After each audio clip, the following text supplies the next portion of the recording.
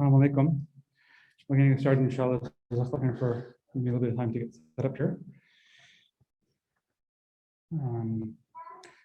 So people at home should be able to see the screen, and so we'd be okay. If anybody's here, there's our worksheets are on the chair over there along with pens. If you want to grab a worksheet, there's 2 sets over there, and the pens are there too if you want to keep along with what we're presenting inshallah today. And for those who are at home, I had emailed all of the worksheets, so you should have them at home as well, inshallah.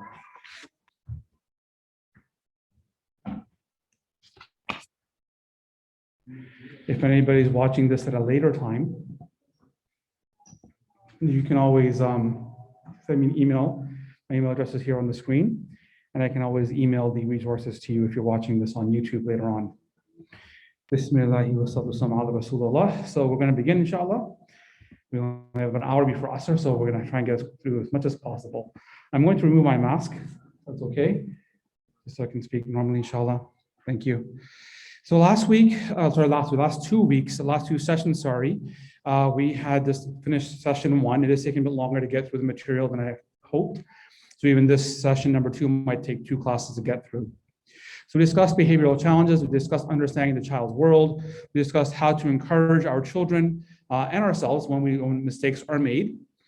And then we looked at these specific activities, backwards design, meaning think about our children in the future when they're 25 years old, and then working backwards to figure out how we're going to get them to where we want them to be by the time they're 25 years old. So we went through the activity of the 2 lists, challenges that we have now versus the characteristics and life skills we want to have in the future. And then we had 2 items to do, 2 homework sessions, or items, ask versus telling activity and the hug activity. Those who are watching at home, you can still go back and look at the first 2 sessions if you missed them. And the overall scheme of what we were thinking about, or why this whole topic is so important, is in Surah number 66, verse 6, that basically the commandment to us as parents is that, oh, you have believed, protect yourselves and your families from a fire, whose fuel is people and stones, over which are appointed angels. Do not disobey Allah and what He's commanded them to do, but what they are commanded. So the point of this whole session of parenting, all the parenting sessions we may attend, is to understand that we are being commanded to be the best parents we possibly can be, and that we're doing this because we are interested in a greater good for ourselves and for our families and our lineage. So the homework that we had was to practice the art of looking how much we tell versus how much we ask, and to use asking as a question stem rather than telling. And I'm hoping that you can keep track of, because on the homework sheet I asked that if you can keep track of this, then you can look at putting, if you want to challenge yourself. Yep. Okay, perfect. Yes, you can do whatever you want to, no problem. To challenge ourselves by putting $1 in the jar at the end of the week. If we keep, we can actually try to make asking part of our daily life. And every time we catch ourselves in a tell versus an ask, then we can actually, put a little money into a jar and then take the family out every Jummah for some ice cream or some cake or donuts or whatever you so desire. We also talked about hugs and the power of hugs. If you recall, I talked about marijuana, cannabis as a source of dopamines and serotonin, basically items that make us feel good. We spoke specifically about cannabinoids and how hugs actually give a much stronger drug, so to speak, a much more stronger stimulation in the body, and it lasts almost twice as long. So hugs are definitely something we should inculcate in our family practice, meaning hugging our children, hugging each other on a regular basis. And I'll be honest with you, being in a school setting, if we don't hug our kids at home and hugging is not part of our family, then children will start hugging each other, hugging other people out at school, right? Oftentimes I find myself as a principal in a school which has a quarter of the kids are Muslim, and I'm walking around making sure the Muslims are the ones not hugging each other. But this does happen. And because kids are looking for personal affection. So if we have hugging as part of the culture of our home, then children will not feel that they need to have a need to seek physical touch affection outside the home. This is not really enough of us here to do this activity, so we're going to skip over it. This was just kind of like what we had discussed last time. So today's session, this is what we're hoping inshallah to discuss, that by the end of this session number 2, why do children misbehave? Understanding basic brain development, because that will help us understand why children behave the way they do. Talk about a positive timeout, what that might look like. And then 52 strategies toolbox kit. So there's a color under the pen bag there. There's a color copy. If you haven't picked one up, please grab one of those. That's actually cards that you can get. You can order them online. I just scanned them in and made a small handout for us here. But there are 52 strategies that are on those smaller cards. The digital copy was also emailed in case you need to enlarge it to be able to see the writing a bit bigger. So underneath the pens is the color copy that you want to get as well. Yeah.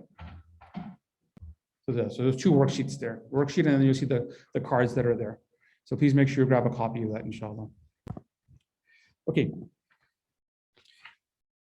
So as we think about children's behavior, and this session is going to be focusing on why children behave the way that they behave, we have to look at our households first. We have to ensure that what we want to see in our children by the time they're 25, that we are showing that and demonstrating that for our children now. Which means that we need to have a household in which Islamic ethics are part of the daily life, and that communication with parent to parent, parent to child, child to parent, sibling to sibling, grandparents if they're in the home, the communication happens in a clear, transparent manner. What does this mean? It means that it's not enough just to pray and to fast and give zakat, but it's about the decisions that we make on a daily basis. It's about right and wrong. It's about how do we choose where we're going to give sadaqah, how we're going to spend our time, what types of TV shows we watch. If we listen to music, what type of music? If we have video games, what type of video games? If we're watching TV, what type of TV? Like, all of these come into the ethical components of how we live our life, right? There are certain TV shows like Bachelor and Bachelorette, or those music shows. If that's part of our life, then we have to ask ourselves a question: what type of ethical development do I expect in my kids? Whereas we're watching maybe just sports teams, then maybe there's a different ethical component there. Or if I'm watching documentaries or TV Ontario, there's a different ethical component there. If I'm watching news, Fox News versus CNN versus Al Jazeera versus PBS, the types of news that we have in our home that we're watching with our kids or listening to on the radio, all that has an ethical component to it. So how are we ethically living our lives? Because that's going to inform how our children think about everything they do in life. And I had given the example of my own children with my own mother, where they had gone to Chuck E. Cheese, and there were some tickets left over. And so my parents, as an adult, you might think, oh, free tickets, just grab it. Whereas the children who are closer to Fitra than ourselves will say, no, that's not ours. You should return to the people who own the store. Don't take it for yourself. That's ethics, right? So what are our kids going to do? You find some money on the ground, you keep it for yourself, or you return it back to the police or to the nearest person around you, right? Or to the storekeeper, wherever it is you find the money. So that's all ethics. How do we respond in these types of situations? The second part is to understand that children feel that if a child feels they cannot communicate with their parents, they will seek attention elsewhere, right? So this is why it's so important to really look at, how do I deal with behavior in the home? How do I discipline and teach my kids at home? Because if my kids feel that they get more respect outside the home, if my kids feel that they have more love outside the home, if my kids feel they have more affection outside the home, then the home becomes a corrupt place. And I'll let you know that, and if you walk around schools at the end of the day, you'll see, there's a large majority of kids will probably go with their parents, walk home, and there are kids who will go to the mall, go to the plaza, hang out at school, go to the soccer field for an hour or 2 hours or 3 hours before they go home. Why? Because they get more outside the home than they do inside the home. And I had a child come to my office on Friday morning to explain to me his personal mental health issues. And he said to me that school is a safe space for him. He feels more safe at school than he does in his home environment, right? So, and he's a Muslim kid. A quarter of the kids, 27% of the students in my school are Muslim, right? So I deal with a lot of Muslims on a regular basis. So you have to ask, I'm asking myself the question, what's happening in the home that's affecting this child so much that they don't want to go home, or they don't feel safe there, or they don't feel supported or included in their own home? And when that happens, kids will find affection outside the home, or they'll turn to what we call self-medication. Kids taking marijuana, smoking, doing drugs, alcoholism, having a girlfriend and boyfriend, all of these are all parts of what we call self-medication, self-healing. And these things tend to be towards the haram. Some kids will turn towards sports, which is awesome. Some kids will get a part-time job. Some kids will volunteer. Some kids will drown themselves in their academic studies. But there's that group of kids who will always, and about maybe 5 to 10%, depending on the school, will turn to things which are haram. And how do you know if your kid's going to turn to that? We don't know. I can't say that any specific school or community is different than the other, right? I'm in Peel for the last 21 years now, 22 years now. And I have been at 13 schools in Peel, okay, because I've moved around quite a bit. So not one community is safer than the other. Not one school is better for our kids than the other. When kids are experiencing issues at home, they will find support in the community, and oftentimes in places we don't want them to. Or they'll find support from a teacher who doesn't have the same values or the same ethics, and will encourage our children to go and have a girlfriend or boyfriend, or it's okay if you take a drag on a cigarette, or if you have a bit of weed, not a big deal. Because for them, it's not a big deal. So it is so important, this work that we are engaging, and I'm so thankful that you are here. So inshallah, think actively about this, inshallah, and I want to say that it's never too late to start. Even if our children are 21 or 25 years old, it is never too late to start being a parent and to be active with our parenting. Okay, on your worksheet, there's I think in the Minds On there, I'm going to ask you on the front page there, just take a moment to brainstorm all of the disciplinary strategies you have heard of, you've tried yourselves, or that someone did to you. Maybe when you were a child, what did our parents do to us? How did they discipline us? Right? So take a moment to think about that, to write it down, and we'll share.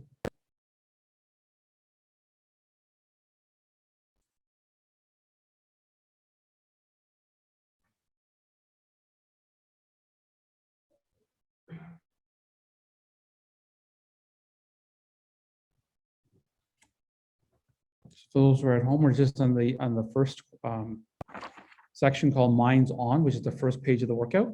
That's our worksheet, sorry.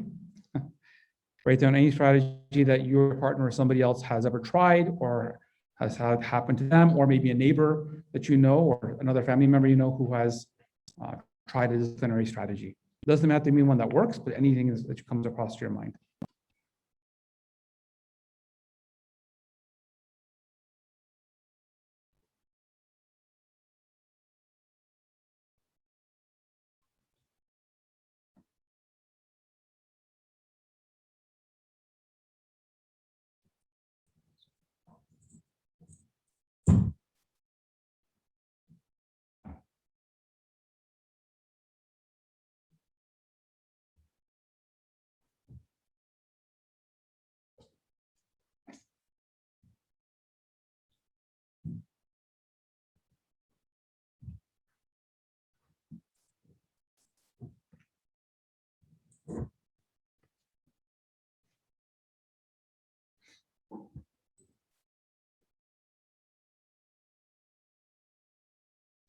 Would anybody like to share any strategies that comes to mind?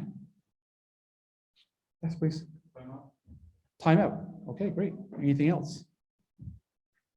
Yep. No TV, so taking away privileges. Thank you. Anything else? TV, video games, iPad, iPhone, removing privileges. Okay, so some things I've heard of as well. Taking away not just privileges, but taking away rights. No dinner for you. No new clothes for you. No new shoes for you. You're not going to school tomorrow. You're going to sit at home and suffer, right? We do this at school. It's called suspension. We tell kids you can't come back to school, right? So it's removing a right. Right?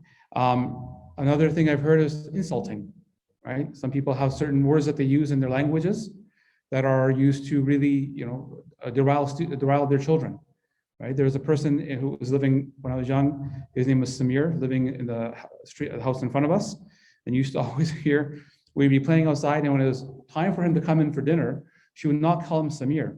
She would call him some really bad names. So for those who understand Urdu or Punjabi, she would call him Haramzada, which means, forgive me the language of bastard. That's what she would call him to come inside the house, right? That was his nickname. You can imagine how detrimental that would be.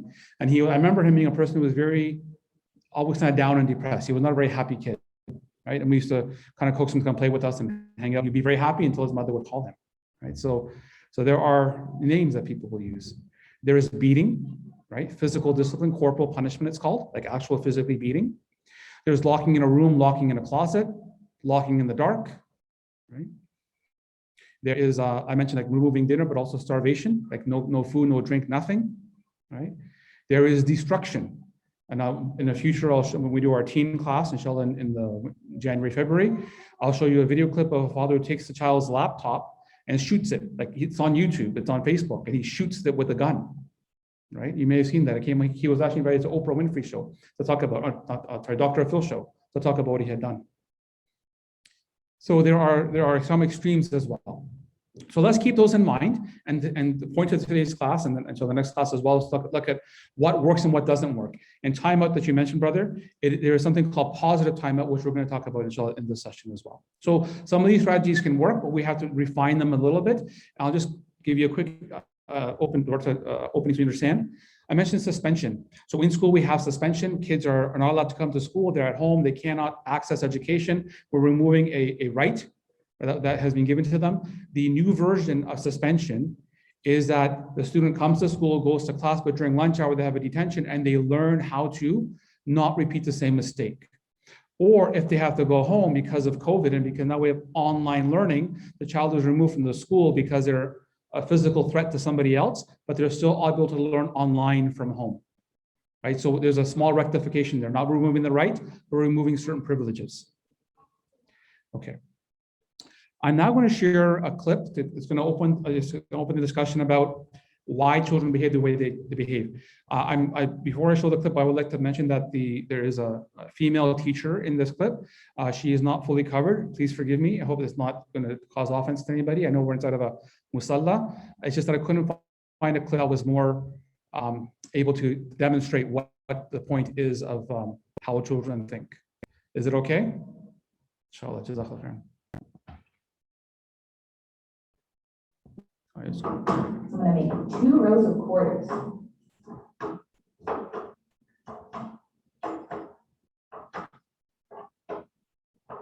Okay. Does this row have more quarters? Does this row have more quarters, or are they the same? The same. The same? Okay, now watch.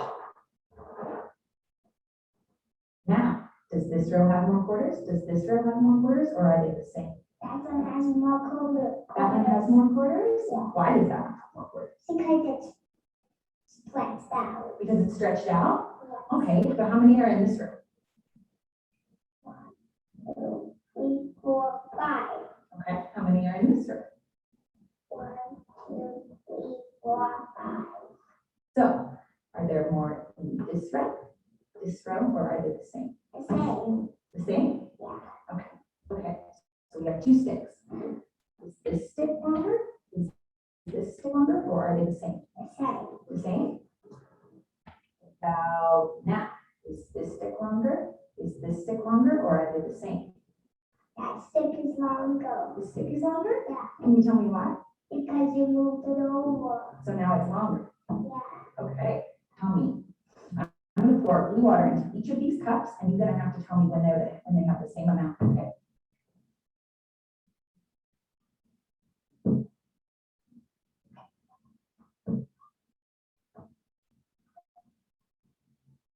So this one is the same.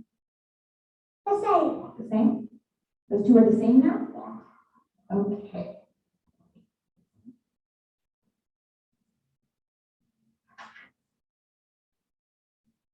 The way they're the same. Good. Okay, now watch this. We're going to take the blue water from this glass. I'm going to pour it into this glass. Now, does this glass have more water? Does this glass have more water, or are they the same? More water. This one has more water? Can you tell me why? Because that one's higher than that one. That one's higher than that one. Great. Can you tell me, does this ball have more Play-Doh? Does this ball have more Play-Doh, or are they the same? That one's 5 more Play-Doh. That one has more? Let's try and make them the same. Look, same size.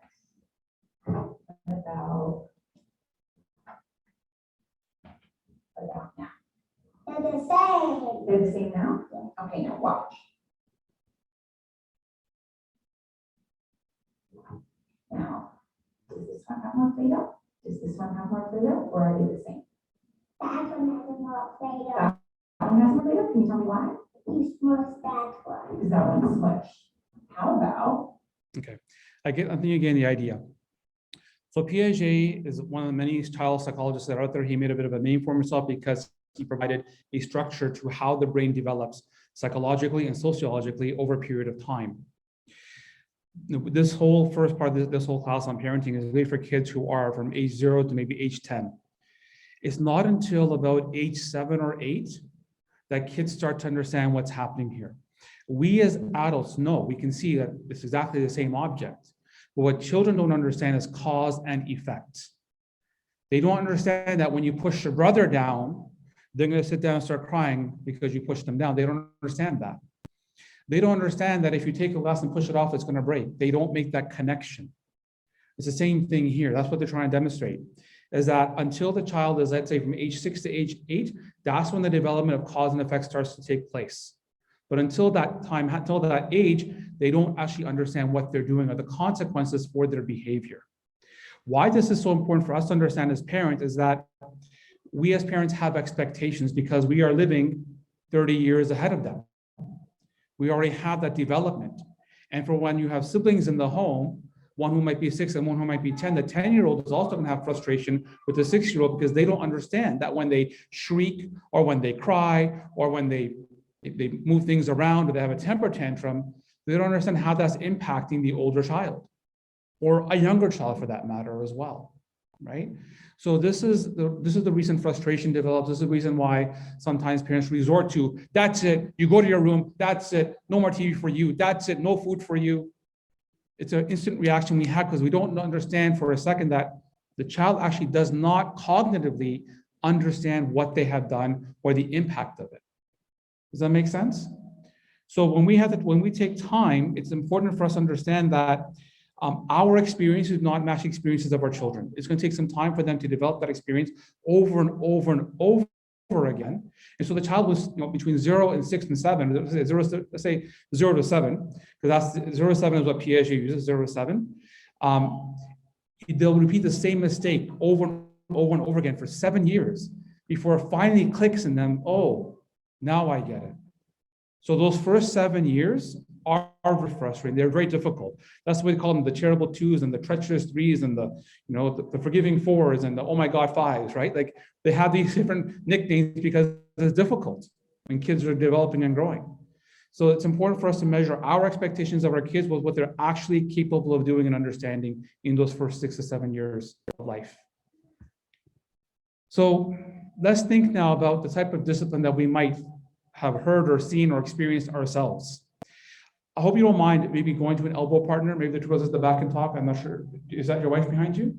Okay, so maybe you can join the brother. Oh, that's your wife. You can talk with your wife and maybe your brothers can come here together and just try this with each other. If you can please look at this exercise. Just pretend you come home from work and your spouse greets you at the door and says, I can't believe you left such a mess in the bathroom this morning. I'm sick and tired of cleaning up after you. Go to your room and think about what you did and don't come out till I tell you.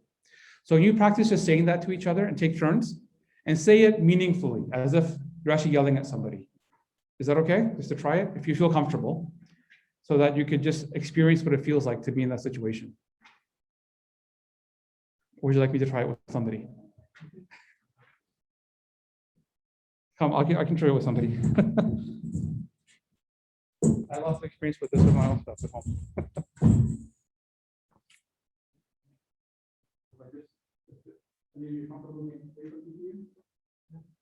How dare you? How could you leave all your shoes on the ground? You know how hard I work every day because I was clean, and that's what you do all the time? What's wrong with you?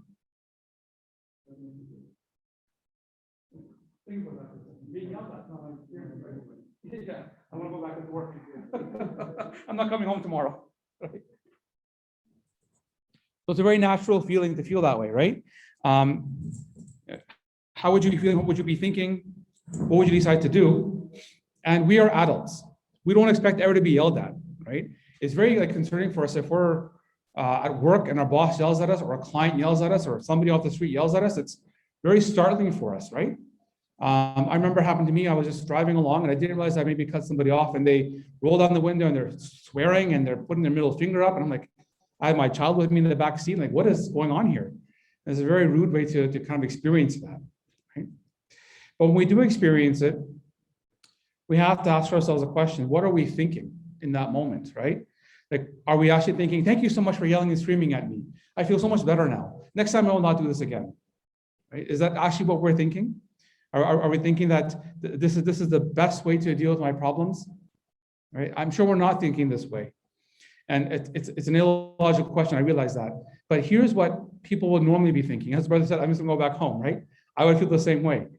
Are we thinking about revenge, right? Kids might think that way. When I'm older, right? And I've come across this more than enough times that I've lost count, where a father or a mother will come to me saying that my child is beating me. I've had this happen right here in the masjid, about 3 times since masjid alone, at the masajid as well, right? That my child is actually physically beating me. And so then when I speak with the child, I'll say, tell me about your childhood. My dad beat me up every single day, right? And now what happened, child learned, and the father is too small and too skinny, right, to do anything. And now the child can body slam the father, right? So happened at school, a situation where a kid just lost his mind and beat up his mother really bad, ended up in jail. I'm sure you may have heard that this verdict finally came out 2 days ago in a restaurant, non-Muslim people in a restaurant, 19-year-old son kills his mother in the restaurant, right? So, you know, and if you look at the trial, the kid had been abused his whole life. So he learned that kind of behavior. So thinking about revenge, how are you gonna not get caught next time, right? Next time I'm gonna sneak into the house before no one can see me, right? Or are you thinking that you're a bad, unlovable child, right?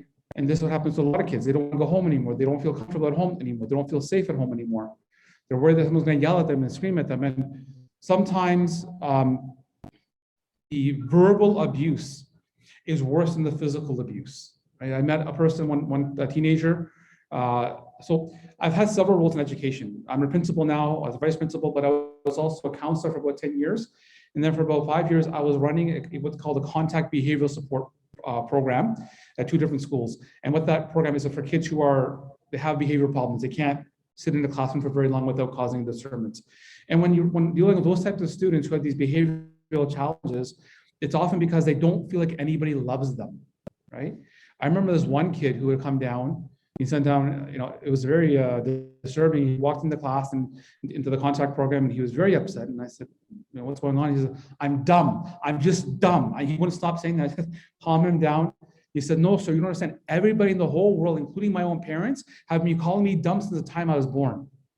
You know, and after, 15 years of life, it catches up. So it's important for us to start as young as possible. And again, it's never too late to start making changes to ensure all of our kids feel that sense of love. So let's talk about what this does to kids, the verbal abuse, the actual physical abuse, right? If we physically abuse our kids, they learn it's going to be okay to hit each other, right? There's a very horrible TV show for kids. It's called Big Comfy Couch. Please make sure your kids don't watch it. Caillou is another one, which is Canadian produced. These 2 shows are on the worst list of shows for kids. But specifically in the Big Comfy Couch, I made this mistake. My kids were watching, I thought it was an okay show.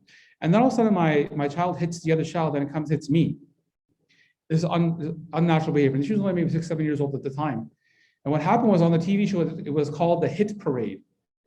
And I saw the title, but I didn't think anything of it until the hitting started. And the whole show is about hitting.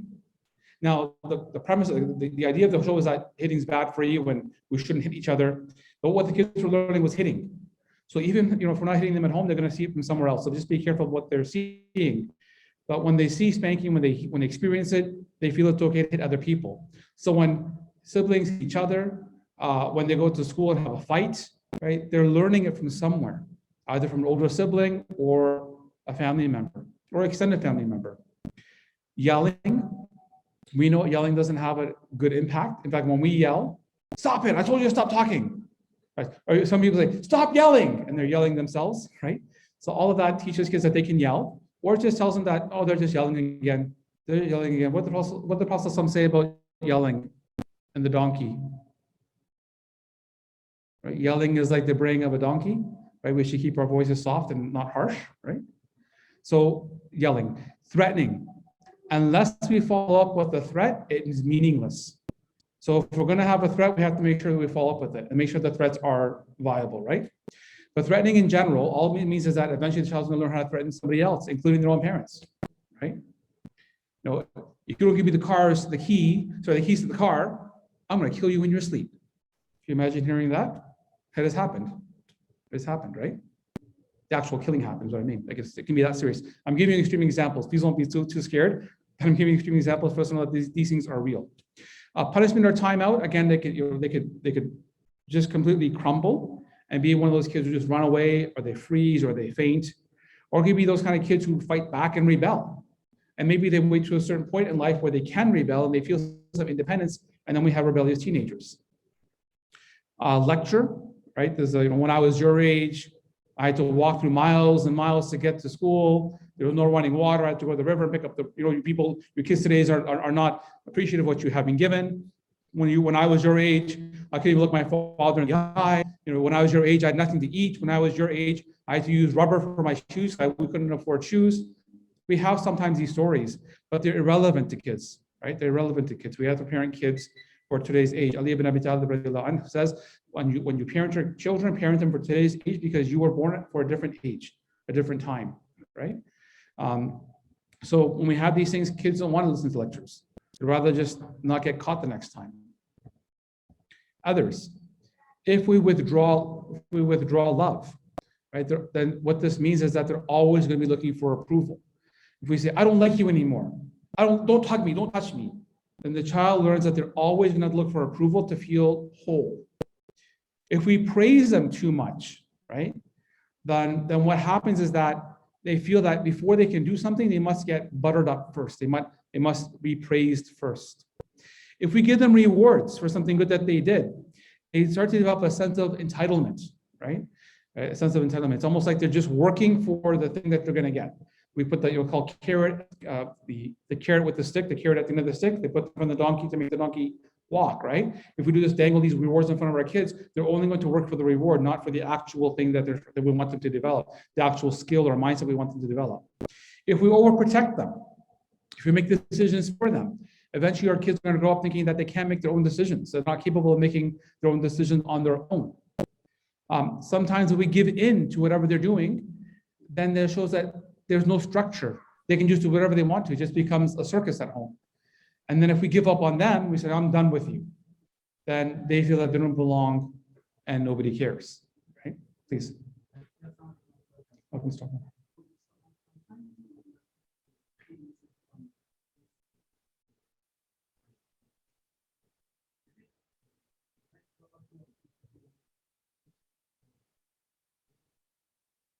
Okay, the question is that should there be discipline or no discipline based on what we're having here? The answer is there should be discipline, but there should be discipline with the idea that we're teaching our kids. So in the first session, we talked about discipline means to teach, right? So we want to teach our kids how to behave and how to be successful long-term in life. I'm giving these examples that all of these are all methods of discipline, but sometimes they might work, they may not work, but eventually along the way, long-term, they're going to have some detrimental impact.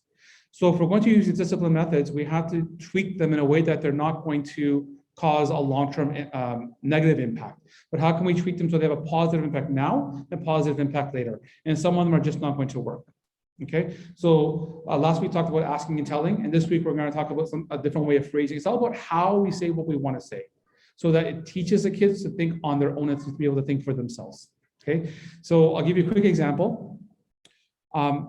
Rewards, okay, versus an award. If we reward the kids ahead of time, we tell them if you finish washing the dishes, I'll take you out for ice cream. If you finish doing homework, I'm going to go sit down and watch TV together. Versus they do the dishes and you give them a high five and you say, MashaAllah, thank you for doing the dishes. They're going to do the dishes next time as well because they were validated. So a validation versus a reward, right? Or an award versus the reward. The children, when they are not expecting something and they receive something, are more likely to do the same positive action again versus doing it only for the reward. Praising and overly praising without something specific, right? So I'll give you a personal example of that. So my father growing up in our language, he would say shabash, which means like, like mashallah, you did a good job. And every time I would do something, I'd be waiting for the shabash. And when he stopped giving to me, I stopped working. I wasn't working for the 90s and 80s anymore because I wasn't getting the shabash because I was in high school. He didn't think I needed it at that time. So I didn't really engage with school as much. So it becomes like a programmed thing in the mind, right? Giving in and giving up. I'll give you an example from school. I learned a mistake. There was a child who was just being very difficult, and I had a hard time trying to get him to follow some basic rules in school, like at 10 class, don't be walking the hallways. Eventually, so I just said to him, I said, let's say his name is Bilal. He's Muslim. I won't say his actual name. His name is Bilal. And I said, you know what? You just do what you want to do now. I gave up on him, and he gave up on himself. Because the funny thing was, I learned later on when we had a kind of a powwow together and we worked things out. He said to me, sir, you're the only one who actually cares about me. Because I walk through the halls all day long and no one says anything to me, but you're the only one who's always after me. So when you gave up on me, I was like, that's it. What's the point of going to school anymore? So he stuck going to school, right? So that can be the impact, right? So even at that age, when they're teenagers, we have to be much more conscientious, right? Okay, so let's talk about why these elements may not work. Because for one, if we don't tweak them for a positive impact, they're going to have these effects. So the kid might be rebel. Eventually, they're going to say, they can't make me, I'll do what I want. We see this especially in grades 6, 7, and 8.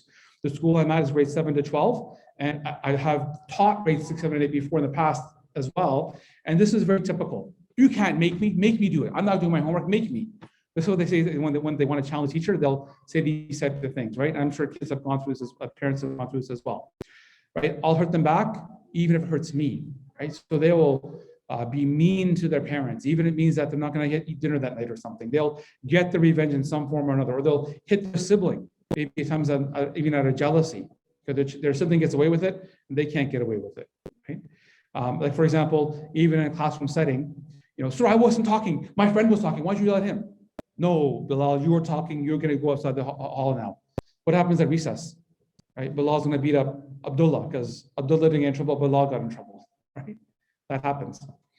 Or they'll retreat. They'll just completely crumble inside themselves and walk away completely, right? So low self-esteem, I must be a bad person, or they'll develop peakiness, they can't get away. They'll try to make sure they don't get caught the following time. So the reason that all of this is going on, or why we have these long-term impacts, is that oftentimes as parents, we think that external motivators can be effective if we're trying to stop the behavior in that exact moment. But what we want to keep thinking about, and this is what I'm inviting all of us to think about, is discipline long-term. I don't want my child to make the same mistake 5 years from now, 10 years from now, when it really matters. So when I'm in a high school setting and I'm a disciplinarian and I'm working with these kids, and what I'm thinking in my mind, and what I'll often say to them is, okay, you're in trouble, you're in my office right now because you swore at the teacher. Now imagine this was 5 years from now, and you swore at the professor at university. What do you think would happen? I'd be kicked out of university. Yeah, and you lose your $5,000 tuition as well. Now imagine 10 years from now, and you're at work and you swore at the boss. What's going to happen? You'll be fired. Exactly. So we start to get kids that start thinking long-term about what the impact of their actions are long-term. We as parents also have to think about that long-term. I don't want my child to keep hitting their sibling, 5 years from now. I want my kids to be able to get along. So what discipline factors can I bring into play so that long-term my kids are able to learn the consequences of their behavior? It's important to remember that kids are always making decisions based on their current level of experience. The longer kids live and the more the experience they start to develop, they will learn, or they'll have some social cognition about what's appropriate, what's inappropriate. But part of that, in fact, most of it, is us being explicitly teaching it to them. So again, going back to that video we just showed, we have assumptions in our minds as parents. They should know better. Why would you swear in front of the teacher? Everybody knows, don't swear in front of the teacher. But as adults, we've been pulled over by the police for speeding. The police officers might say to us, everybody knows, don't speed, you'll get a ticket, $300. Why would you speed? And we as adults start to feel guilty. We make the same mistake, right? Even if we have some lived experience, right? And then we as adults might think, okay, well, I'm going to speed, but I'm looking around for the police so I can slow down on time, right? Or I'm going to look on my ways to see if the very place posted that police are along the highway. So even we as parents are going to make decisions based on the experiences that we have, or we're going to respond based on them. But the point is that we're of making these decisions based on experiences that we're not always conscious of them. So our job as disciplinarians, as parents, is to be conscious as we make decisions and in terms of how we're going to discipline or teach our kids. So how do we actually discipline? So this is, yes, the brother's asking, how should we discipline them? Okay. We're going to make dua.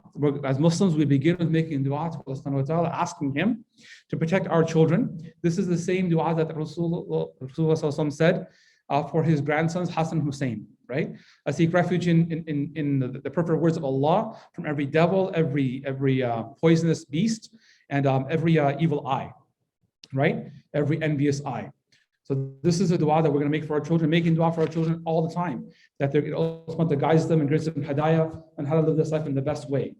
The reason we make dua is because it reminds us that we have a daily responsibility. We pray 5 times a day, and we're with our kids 5 times a day, teaching them how to behave, what's appropriate, what's inappropriate. And we approach them through the lens that we have a responsibility given to us by Allah. This is why dua is so powerful for us.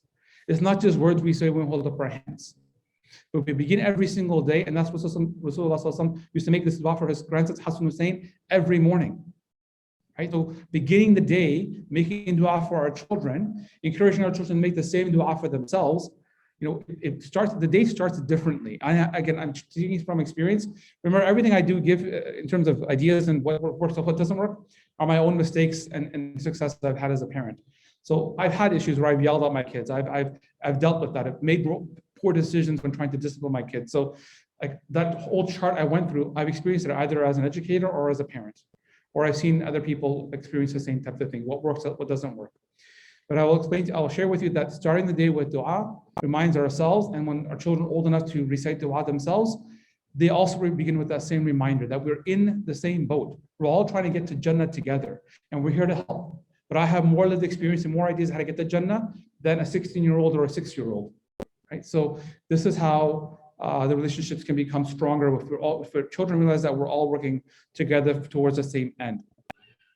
The second is to remember that patience is not just a virtue, but patience is something that, if we work towards being patient, is that, and this is from chapter 42, Surah Al-Shura, that indeed those who show patience and forgive, it's an exercise of courage, and it's a resolution to conduct their affairs in the best of manners and the best of ways, right? So a reminder to us throughout the whole Quran is being patient, not just when we're going through trials, but patience in everything we do in life. And when we have relationships that matter to us so much, I think to myself, I worked at Sears for a long time, right? I worked there for almost 8 years, part-time through high school. And even when I went to start teaching, teachers don't make a lot of money when they first start, so I had to keep the job going to supplement my income.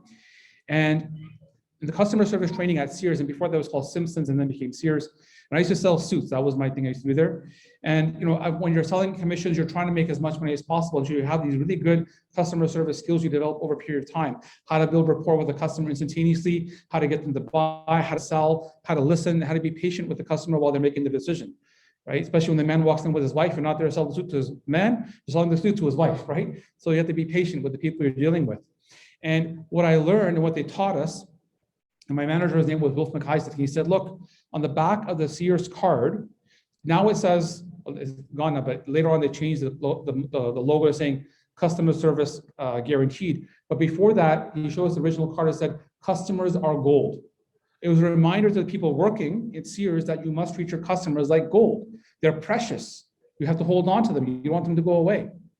He said, so treat your customers like gold and treat each other like platinum. That was what he used to always sell. So it was our manager of menswear, right? Treat your customers like gold and treat each other like platinum. So if we treat the people in this world so well, we don't yell at the people in the world, right? If you have someone else's kid, you see them doing mischief, you usually just turn a blind eye, or we don't yell at them because they're not our kid. And if you have a kid in your care, we don't yell at them. And as a teacher, I would not lose my temper or with the kids in my class, because as a teacher, you have to take care of your kids. And honestly, The Ontario College of Teachers tells us that you're not allowed to yell at kids. If you yell at kids, you might lose your license, your teacher's license.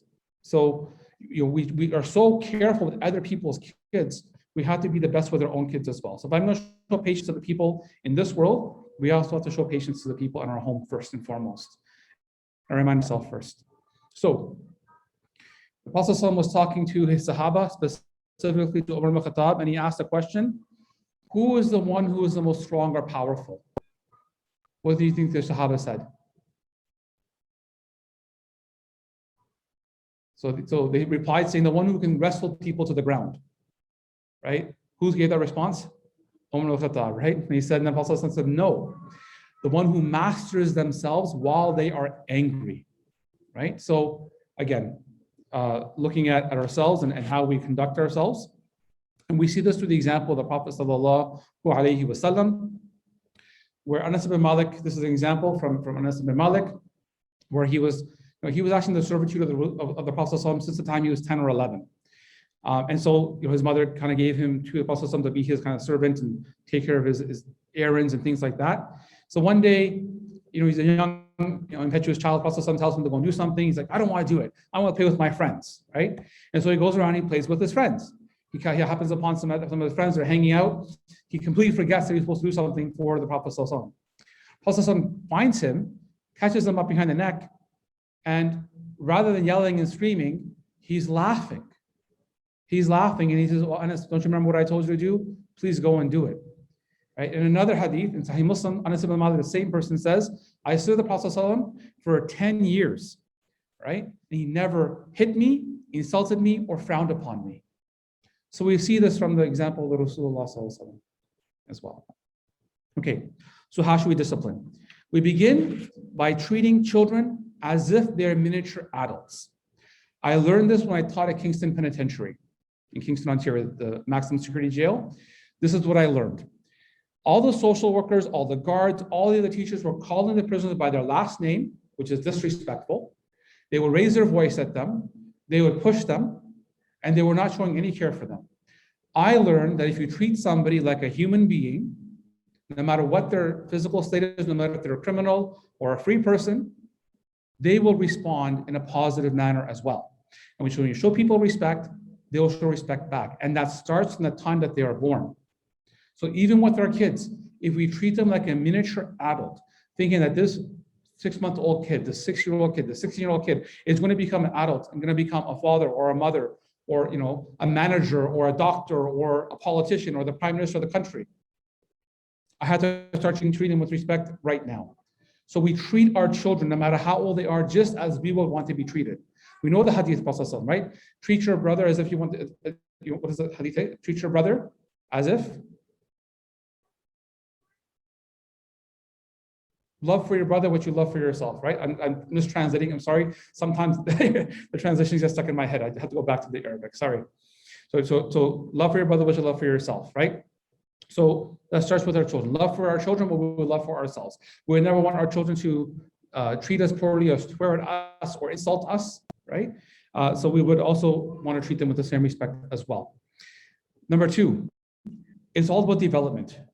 Why do kids act the way they act? Why do they respond or make those decisions the way that they are making those decisions? Is because their behavioral menu is very tiny.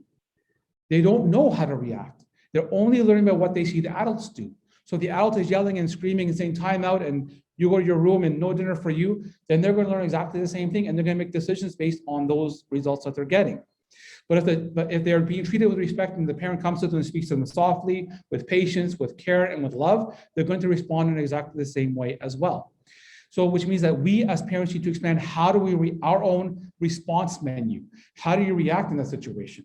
So as a teacher in the classroom, kid is messing up, they're talking when I'm talking, I can yell and scream and belittle the child, or I can just walk next to them and put my hand on their desk, or I can just give a quick glance, right? Or I can just walk around the room.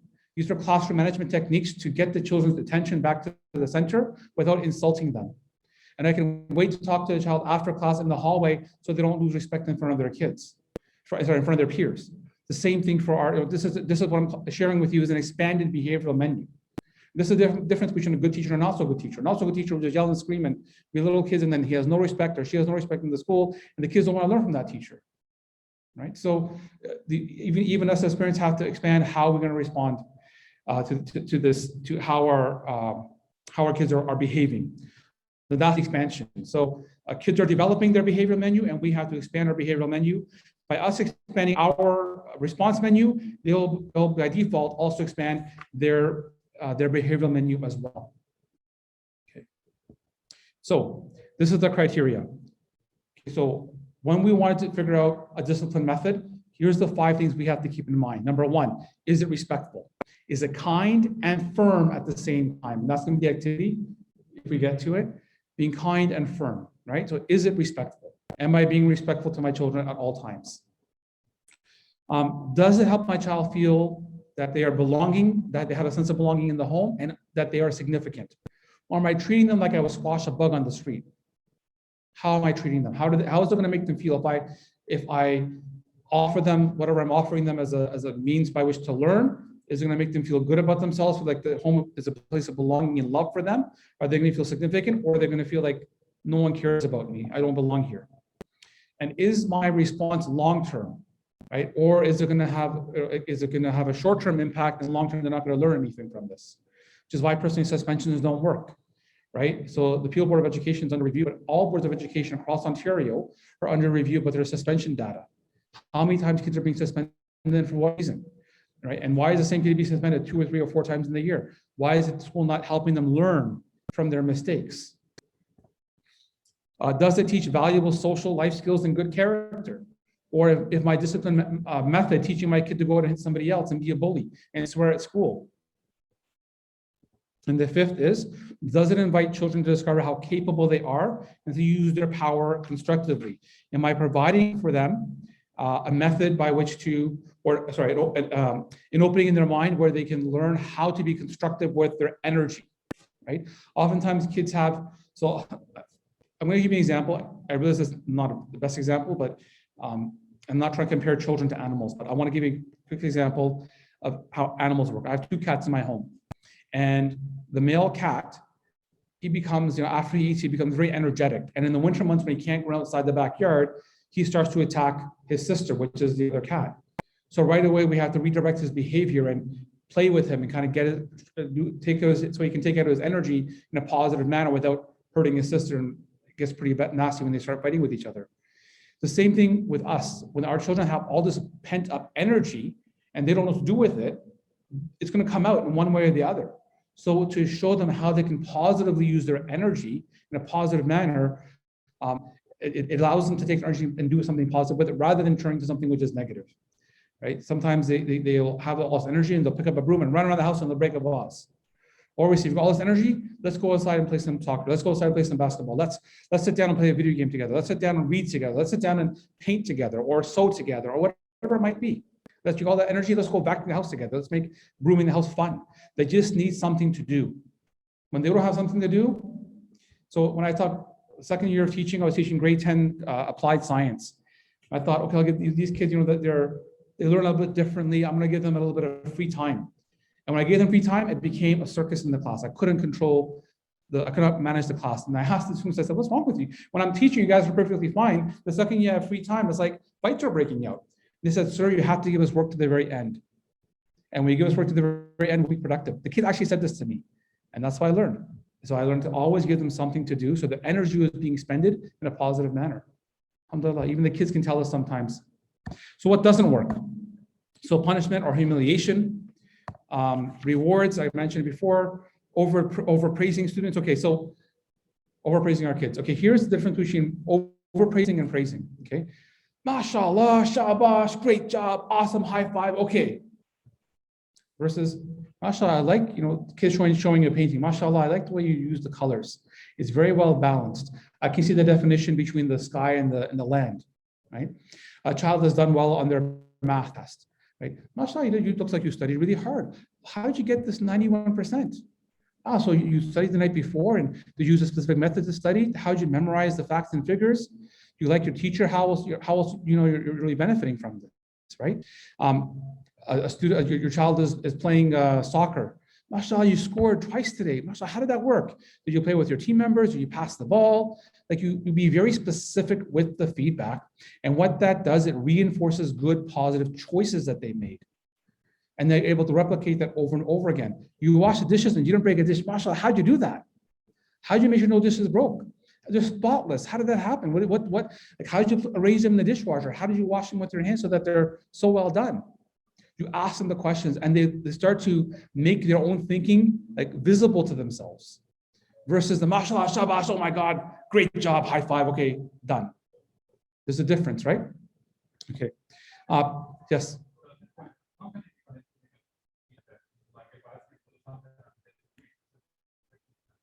Ask questions. Good question. So the question is, child got 30% on their test. They were not successful, right? So we can say to them that it comes to punishment humiliation. How could you? When I was your age, I got 90% of everything. What's wrong with you? Can't you think? I told you to study. I told you don't play video games all night long. I told you don't go out with your friends and play basketball. Okay, we'll be over in a couple of minutes, inshallah. I'll just answer this question, then we'll end the class for today, and we'll continue next time, inshallah. So how do you deal with that? You, rather than making all those negative, humiliating, punishment kind of comments, and you're not having dinner tonight, you're going to study all night long, I'll sit on top of your bed, you can't sleep tonight until you study. Ask questions. So what went wrong? Right? Think about this at work, right? Quarterly report comes in, sales are down 30%. Boss comes in, okay, what went wrong? Where were the gaps? What could we have done differently next time? You know, did you ask your teacher for some support? Did you need some support during lunch hour? Can I sit down with you and help you out? I can't, okay, maybe an uncle, maybe a sibling, maybe a friend, maybe the school has peer tutoring. Is there something specific in the subject that you're not able to understand? Maybe there's some sort of concept they're not able to grasp. Maybe your child thinks more concretely and they can't think abstractly. They need something, quadratic formula. I have no idea when I'm used to this in real life. I don't understand what it means. So you give them a real example of when the quadratic formula is used in the building of highways and civil engineering. Oh, now I get it. Okay, now I can use it in real life, right? So it's about figuring out where the gap is and then filling in the gap. Yes, so the ones that they did do right, even if they got 3%, the 3% they did right, how'd you get 30%? Like, so it seems like you understand a third of what the test was covering, and the other third you didn't understand. But to be honest with you, even when it comes to tests, for example, in a test, there are 4 elements of a test that we do in Ontario. Thinking, it's called TACK, T-A-C-K. Thinking, application, communication, and knowledge. Knowledge is like multiple choice, true, false, fill in the blank. Okay. Communication is usually a short answer or an essay or a short paragraph. Application and thinking and inquiry, that's the half of the test, which usually takes about anywhere from 10 to 30% of the test is application and thinking. And those are more difficult because now you take a concept and you have to apply it to real life. So usually they're problem-solving types of questions. And students sometimes don't know how to answer those type of questions. And that's so if you're working with your child in a test, you might say, okay, maybe that's the area of difficulty, right? So you can praise, look, you studied, the multiple choice you got, fill in the blank you got, but these thinking application questions are having difficulty there. Let's learn how to answer a problem-solving question. And you go through the GRASS method, G-R-A-S-S, what's given, right? What's required, what's the application or the equation, right? What's the solution and what's the statement? Sometimes people say guess, right? The given, the unknown, the equation, the solution statement. It's a model how to solve problems, problem solving, no matter what problem in the world it is, right? Even if it's like 20 years from now, you're an engineer, you got to figure out why that bridge, why the water is collecting at the bottom of the valley and not going to the sewers. You use the guess method to figure it out, right? So I'm digressing, I apologize, but the point is that yes, you can praise what they've done right, and you look at what didn't work for them, and you figure out what's going on. It's not always a deficit of knowledge, or a deficit of studying. Sometimes it's just not knowing how to answer a certain question, and sometimes, again, working with special education students, is understand what the question's asking. It says explain, it says state, it says show understanding. How do you answer a question like that? Right, so to the definition of what the question's asking sometimes just opens the mind. So the grade 10 literacy test for special education students, we give them a sheet that interprets. Okay, the question says show understanding. Here's how to answer it. Short answer paragraph. It says explain, long answer paragraph. It says state, 1 sentence answer. right? So we actually give a definition because sometimes kids don't know what that means. So I apologize for going a bit over time here. We are about just about halfway through. I didn't get to the actual lesson for today in terms of like how to actually discipline, the strategies I wanted to share. But inshallah, we will do that next time we meet. We'll go through the actual strategies, inshallah. Okay. At least we have an idea of what perhaps not to do. And at least we have the 5 characters of what we should start doing, inshallah. Okay. So maybe between now and two weeks when we meet again, teachers be cognizant of how we're disciplining our kids at home, what strategies we're using and what's working, what's not working. So next week we can talk about that and I can share the strategies that do work, inshallah. Okay. Jazakallah khairan. We're investing subhanakallah wa bihamdik wa ashhadu an la ilaha illa anta astaghfiruka wa atubu ilaik. Jazakumullah khairan wa assalamu alaikum wa rahmatullahi wa barakatuh.